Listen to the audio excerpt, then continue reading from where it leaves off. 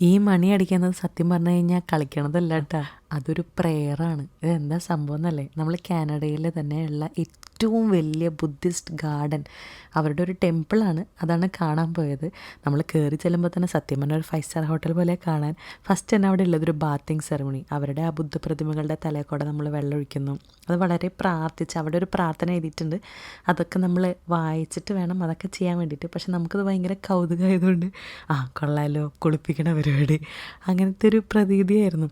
അത് കഴിഞ്ഞ് ഈ സംഭവം എന്താണെന്ന് വെച്ച് കഴിഞ്ഞാൽ ഗോഡ് ഓഫ് വെൽത്ത്, പുള്ളിക്കാരന് നമ്മൾ നേർച്ചയായിട്ട് ഫുഡും പൈസയൊക്കെ കൊടുക്കും. അങ്ങനെ കൊടുത്തു കഴിഞ്ഞാൽ നമുക്ക് നമ്മുടെ പൈസ കൂടും എന്നാണ് പറയുന്നത്.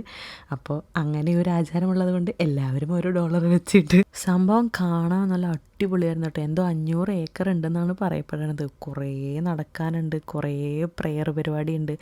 പിന്നെ ഏറ്റവും വലിയ സംഭവം എന്താണെന്ന് വെച്ചാൽ അതിൻ്റെ ഉള്ളിൽ കയറുമ്പോൾ തന്നെ ഭയങ്കര കാം, പീസ്ഫുൾ അങ്ങനത്തെ ഒരു സംഭവമാണ്. നമ്മളെപ്പോലെയുള്ളവർ ചെന്ന് കഴിഞ്ഞാൽ അവിടെ മൊത്തം അലമ്പാക്കുന്നുണ്ട്, വർത്താനൊക്കെ പറഞ്ഞ് കളിച്ചിരി. അവരെല്ലാവരും വളരെ സൈലൻ്റ് ആയിട്ടിരിക്കും.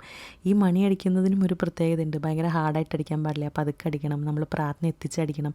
എന്ത് പ്രാർത്ഥന വേണമെങ്കിലും നമുക്ക് എത്തിക്കാം. ബേസിക്കലി കരിയർ ഗ്രോത്തിന് വേണ്ടിയിട്ടാണ് മണിയടി. ഇപ്പോൾ ഈ കറക്കുന്ന സംഭവം അവരുടെ പ്രെയറിൽ പെടുന്ന ഒരു സംഭവമാട്ടാ. ബട്ട് മൊത്തത്തിൽ എനിക്ക് ഭയങ്കരമായിട്ട് ഇഷ്ടപ്പെട്ടു, വന്നവർക്കും ഇഷ്ടപ്പെട്ടു, കാണാൻ മാത്രം ഉണ്ട് സംഭവം. അപ്പോൾ ടാറ്റാ.